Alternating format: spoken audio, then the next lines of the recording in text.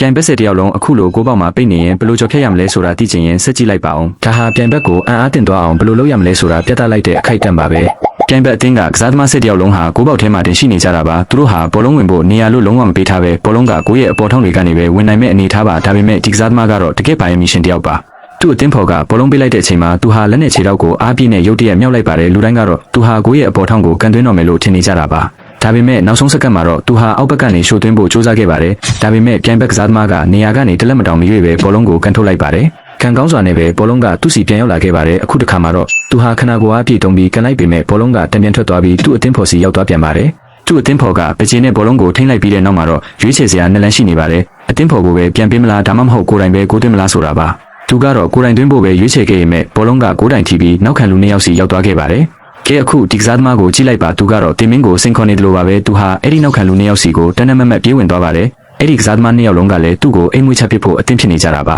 သူရှိကိုတိုးလာတာနဲ့အမျှအဲ့ဒီနောက်ခံလူနှစ်ယောက်ကသူ့ကိုကန်ထုတ်လိုက်တဲ့အတွက်သူဟာကိုသမားရဲ့အောက်ထဲကိုတိုက်ရိုက်ရောက်သွားပြီးကိုသမားကတော့သူ့ကိုအိမ်မောချသွားအောင်လုပ်ပစ်လိုက်ပါတော့တယ်